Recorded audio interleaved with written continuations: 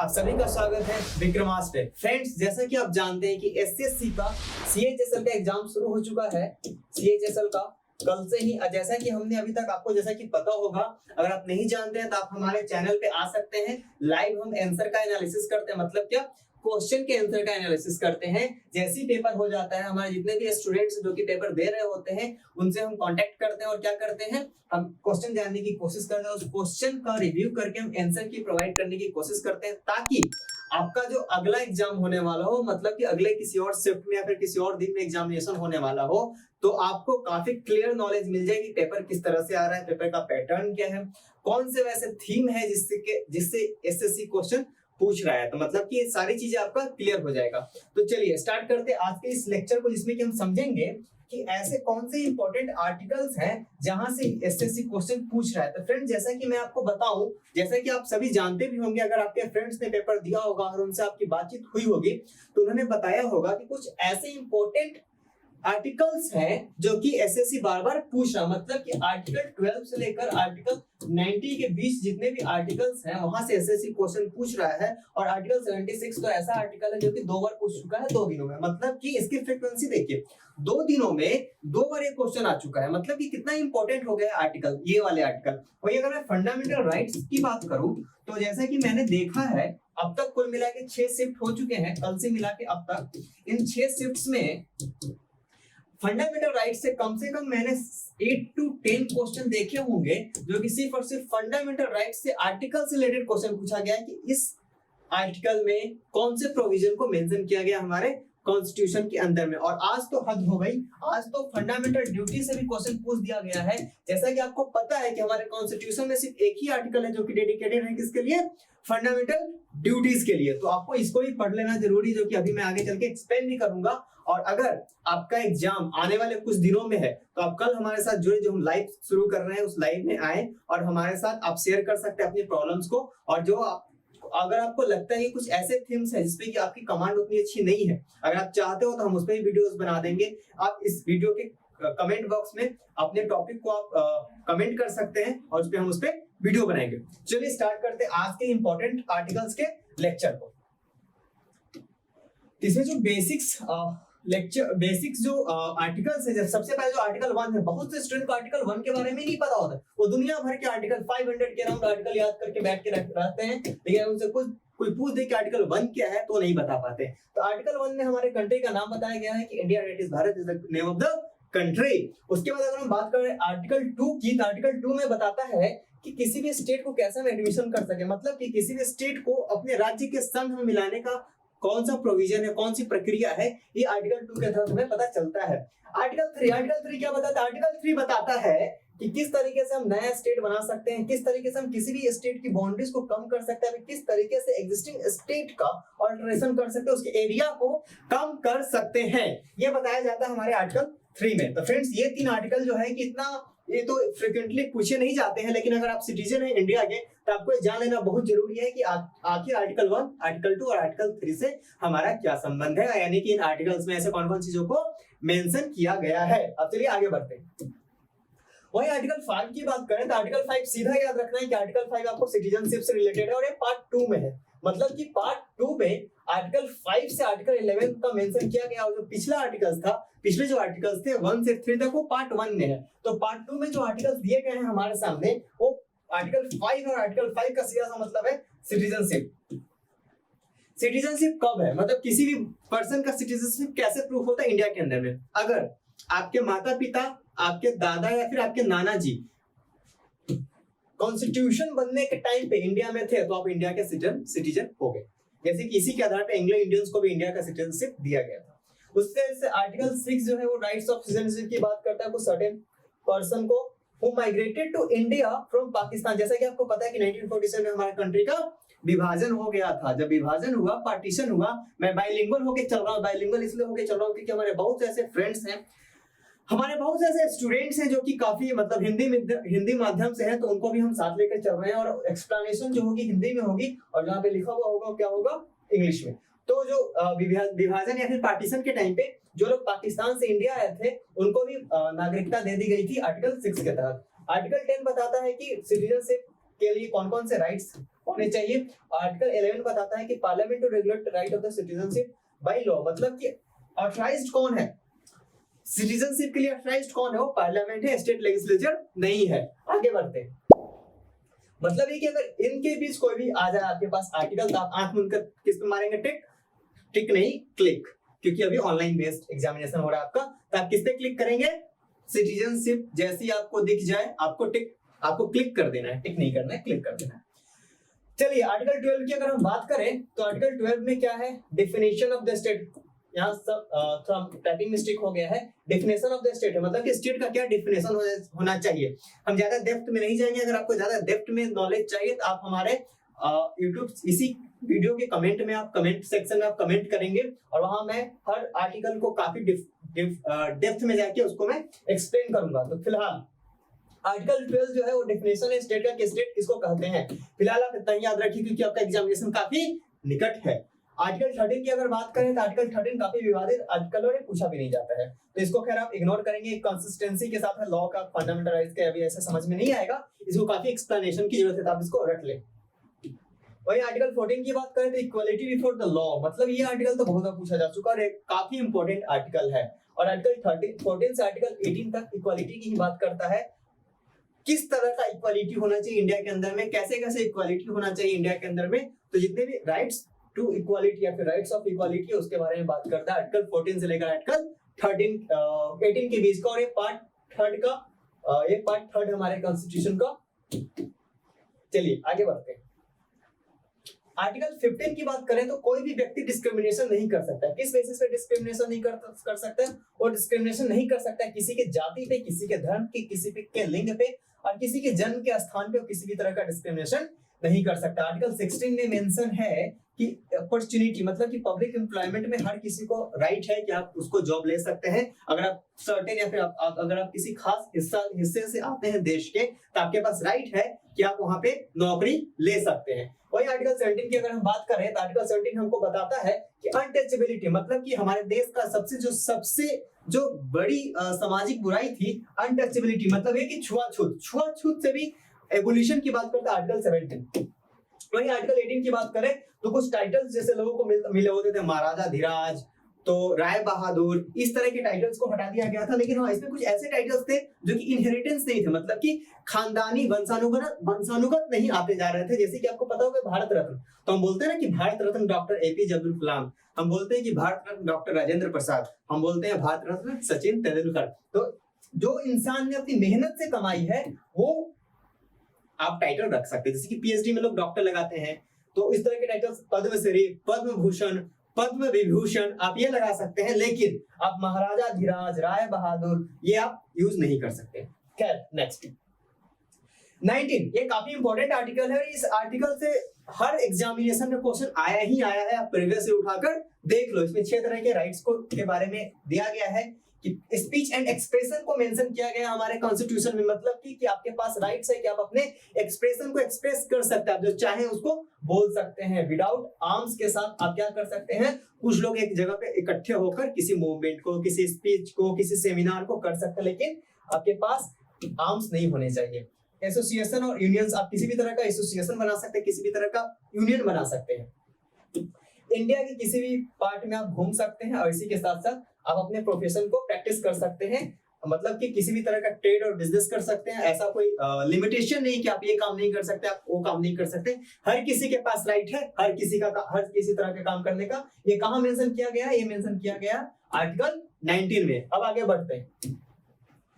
Article 20 बोलता है कि protection in respect of conviction of for offence, मतलब कि अगर किसी ने कोई ऑफेंस किया है तो उसके मतलब अगर वो जेल में गया है तो उसके पास उसके कुछ राइट्स होने चाहिए, उसके कुछ प्रोटेक्शन होना चाहिए, मतलब कि वहां पे उसका मानवाधिकार होना चाहिए, वहां पे उसका मौलिक अधिकार एग्जिस्ट करता है। आर्टिकल 20 बात करता है इसके बारे में। इसी के तहत आपको नहीं, मगर अगर किसी को कोई अरेस्ट करता है तो उसको 24 आवर्स के अंदर मजिस्ट्रेट के सामने पेश करना होता है पुलिस को।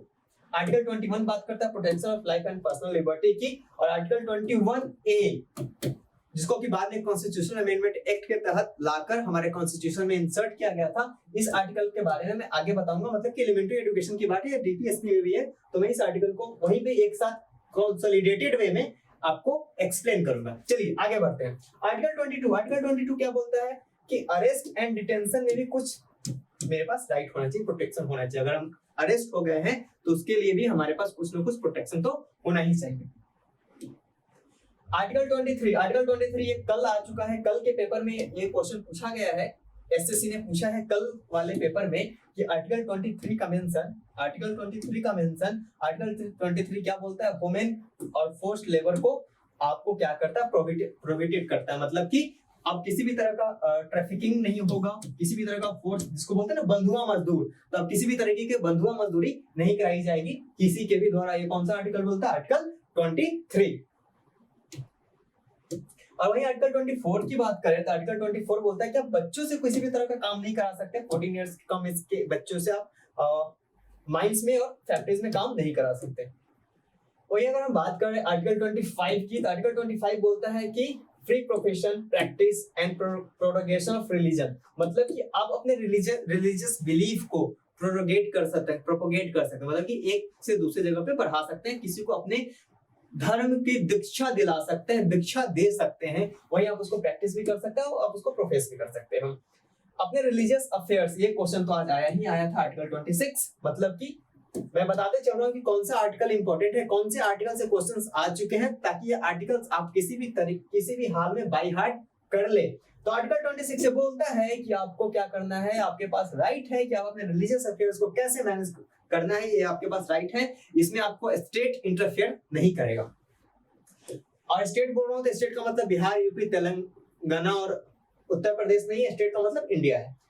फ्रीडम एज टैक्स, मतलब कि आप अगर किसी रिलीजन को प्रमोट कर रहे हो तो उस पर टैक्सेस नहीं लगेंगे, आर्टिकल 27 बताता है। वही आर्टिकल 28 बोलता है कि आपको अटेंडिंग एनी रिलीजियस इंस्ट्रक्शन से आपको फ्रीडम मिलता है, मतलब कि इस तरह की चीजों को आपको कर सकते हैं। वही बात करूं आर्टिकल 29 की, तो आर्टिकल 29 बोलता है कि माइनॉरिटीज, जो कि माइनॉरिटीज है हमारे कंट्री के उनके राइट्स को प्रोटेक्ट करने के लिए आर्टिकल 29 है। आर्टिकल 30 बोलता है कि आप minorities to establish and administer their what educational institution,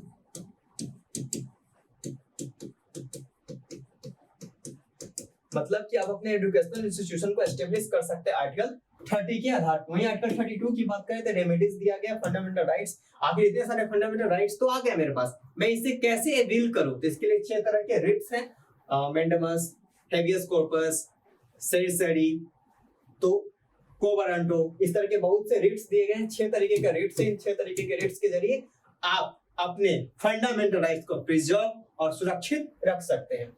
चलिए चलते हैं नेक्स्ट स्लाइड के ऊपर, जहां पे आर्टिकल 36 है। डेफिनेशन है, किस चीज का डेफिनेशन है, डेफिनेशन ऑफ स्टेट। वही डेफिनेशन है जो कि आर्टिकल 12 में दिया गया था। मतलब कि आर्टिकल 12 में जो डेफिनेशन है स्टेट का, वही डेफिनेशन आर्टिकल 36 में भी दिया गया है। अगर मैं आर्टिकल 37 की बात करूं, आर्टिकल 37, जैसे कि आपको पता है कि जो 36 से जो आर्टिकल स्टार्ट होते हैं, 36 से 51 तक, यहाँ लिखा भी है कि आर्टिकल 36 से आर्टिकल 51 तक ये सारे डीपीएसपी के आर्टिकल्स हैं, मतलब कि directive principle of state policy. और जब directive principle of state policy की बात होती है तो इसमें ऐसे प्रोविजंस को रखा गया है जो कि स्टेट टाइम टू टाइम क्या करेगा, इंप्लीमेंट करेगा अपने नीड्स के अकॉर्डिंग। अब हम बात करें आर्टिकल 39A की। आर्टिकल 39A क्या बोलता है, equal justice and free legal aid. मतलब कि अगर जिनके पास जो गरीब लोग हैं उनको फ्री लीगल एड देने के लिए आर्टिकल 39A की व्यवस्था करी गई है। इसी के तहत नालसा एस्टेब्लिश किया गया था। आर्टिकल 40 बोलता है organisation of village panchayat. Organisation of village panchayat का क्या मतलब है, ऑर्गेनाइजेशन ऑफ विलेज पंचायत का मतलब वही है कि लोकल बॉडीज, मतलब कि PRIs, पंचायती राज इंस्टीट्यूशन, जिसको कि 1992-1993 में एस्टेब्लिश किया गया था संविधान के 73rd and 74th constitutional amendment act के तहत। तो देख लीजिए डीपीएसपी के चीजों को समय समय के बाद इंप्लीमेंट किया गया है, टाइम टू टाइम। वही आर्टिकल 41 की बात करें तो आर्टिकल 41 बोलता है कि right to work to education and public assistance in certain cases. मतलब कि राइट टू वर्क की बात करता है आर्टिकल 41।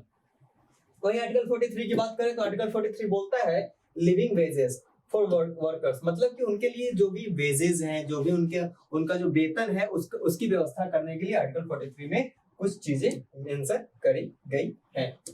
वही मैं आर्टिकल 43 ए की बात करूं तो आर्टिकल 43 में बोलता है कि participation of workers in management of industry, मतलब कि इंडस्ट्रीज को मैनेज करने के लिए किस तरीके से वर्कर्स का पार्टिसिपेशन होना चाहिए। वही आर्टिकल 44 बोलता है यूनिफॉर्म सिविल कोड यूसीसी, मतलब कि समान नागरिक संहिता सबके लिए एक ही कानून हो जितने इस देश में नागरिक हैं। वही आर्टिकल 45 की अगर बात करें तो आर्टिकल 45 बोलता है कि compulsory education for the children, जैसे कि मैंने आपको बोला आर्टिकल 21 ए में भी मेंशन किया गया था, जहां कि मैंने आपको बोला था कि मैं बात करूंगा जब डीपीएसपी के आर्टिकल्स पढ़ाऊंगा आपको, जब डीपीएसपी के आर्टिकल्स में आपको पढ़ा रहा हूं तो आपको देखने को मिल रहा है कि आर्टिकल 45 में बोल रहा है कि बच्चों के लिए कंपलसरी और फ्री एजुकेशन की बात आर्टिकल 45 में बोली गई थी, जिसको कि बाद में कॉन्स्टिट्यूशनल अमेंडमेंट एक्ट के तहत उसको फंडामेंटल राइट का हिस्सा बनाया गया। वहीं आर्टिकल 16 की बात करें तो जो हमारे समाज के जो दबे कुचले लोग हैं, जो कि एससी और एसटीज हैं, उनके इंटरेस्ट को प्रमोट करने के लिए, उनके इकोनॉमिक इंटरेस्ट को प्रमोट करने के लिए आर्टिकल 46 में मेंशन किया गया है प्रोविजंस को।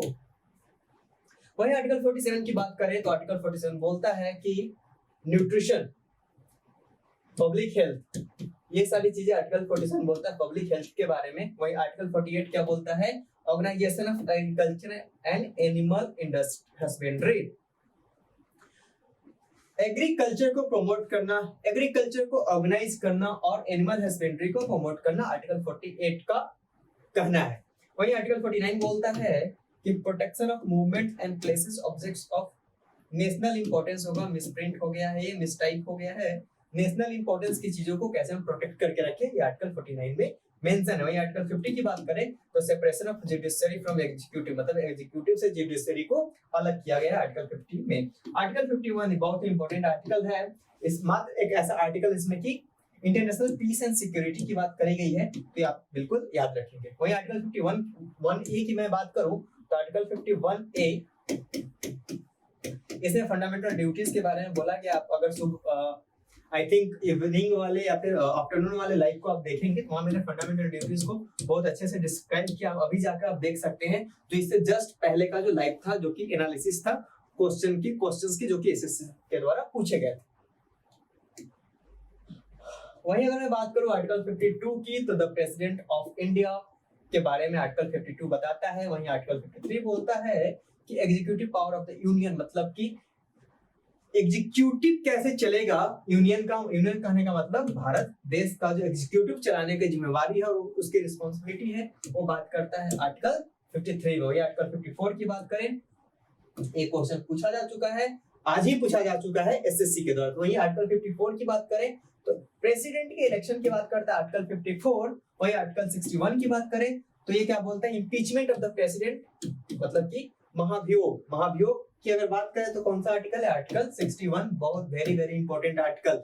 आर्टिकल 61 बात करता है कि कैसे हम प्रेसिडेंट पे महाभियोग चला सकते हैं। वही आर्टिकल 63 बोलता है कि वाइस प्रेसिडेंट, जहां आर्टिकल 52 बोलता है प्रेसिडेंट के बारे में, वही आर्टिकल 63 बोलता है वाइस प्रेसिडेंट के बारे में।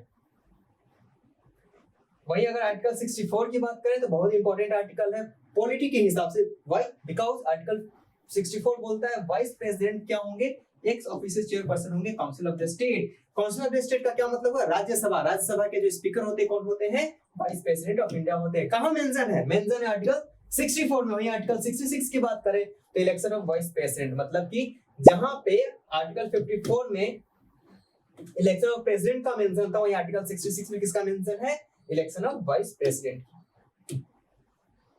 आर्टिकल 72 की बात करें तो आपको पता ही है कि प्रेसिडेंट साहब के पास राइट है वो मृत्युदंड को माफ करने की, तो मृत्युदंड को माफ करने का जो पावर होता है वो आर्टिकल 72 में होता है। वहीं अगर मैं बात करूं आर्टिकल 74 की तो आर्टिकल 74 बोलता है कि council of minister aid and advice president, मतलब कि काउंसिल ऑफ मिनिस्टर्स के जो एडवाइस होते हैं प्रेसिडेंट को कैसे फॉरवर्ड करे जा सकते हैं। आर्टिकल 76 बोलता है अटॉर्नी जनरल ऑफ इंडिया के बारे में, और इससे क्वेश्चन आ चुका है, कल भी आया था और आज भी आया है।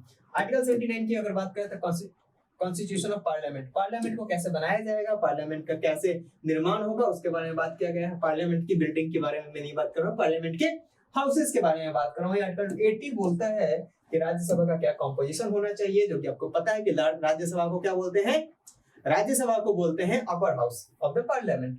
वही आर्टिकल 81 बताता है कि लोकसभा का कैसे कंपोजिशन होना चाहिए। लोकसभा लोअर हाउस है पार्लियामेंट का। वही आर्टिकल 83 है duration of the house of the parliament. Parliament के हाउसेस का क्या ड्यूरेशन है, जैसे कि आपको पता होना चाहिए कि लोकसभा का जो ड्यूरेशन होता है 5 ईयर का होता है। अगर मैं आपसे पूछूं कि राज्यसभा का ड्यूरेशन क्या होता है तो आप बोलेंगे 6 इयर्स। बिल्कुल नहीं, 6 इयर्स होता है उसके मेंबर्स का। ये फंसा सकता है आपको एसएससी क्वेश्चन पूछ के। 6 इयर्स होता है उसके मेंबर का, और हर 2 साल में क्या होता है उसके 2/3 मेंबर एलिमिनेट हो जाते हैं। वही आर्टिकल 93 की बात करें तो speaker and the deputy speaker of the house of the people, मतलब हाउस ऑफ द पीपल का क्या कहने का मतलब हुआ, हाउस ऑफ द पीपल कहने का मतलब हुआ लोकसभा के स्पीकर और डिप्टी स्पीकर्स के प्रोविजंस और उनके क्या क्या उनके कोड ऑफ कंडक्ट होने चाहिए। ये था फ्रेंड्स इंपॉर्टेंट आर्टिकल्स जो कि एसएससी पूछ रहा है, आगे भी पूछ सकता है। अभी भी 20 डेज बचे एग्जामिनेशन में। आगे के डेज में अगर आपके एग्जाम्स हैं तो आप इस वीडियो को जरूर रेफर करें, अपने फ्रेंड्स से भी शेयर करें ताकि उनका भी कुछ लाभ हो। तो फ्रेंड्स ये इंपॉर्टेंट आर्टिकल्स को आप एक बार देख के रिवाइज करके एग्जामिनेशन में जरूर जाएं। और मैं दावे के साथ बोलता हूं कि एटलीस्ट एक आर्टिकल तो आपके एग्जाम में आना ही आना है। ऐसे अगर किसी और टॉपिक में आपको कोई डाउट है, आप कुछ जानना चाहते हैं तो आप हमारे कमेंट बॉक्स में कमेंट करें, हम उस पर वीडियो बनाने की कोशिश करेंगे। तो फ्रेंड्स ये था आज का हमारा लेक्चर जिसमें हमने जाना इंपॉर्टेंट आर्टिकल्स के बारे में। और ये इंपॉर्टेंट आर्टिकल्स वैसे हैं जिससे कि क्वेश्चंस आने की संभावना बहुत ही अधिक है। तो फ्रेंड्स ये था आज का हमारा लेक्चर। अब मिलते हैं नेक्स्ट लेक्चर में। Thank you very much.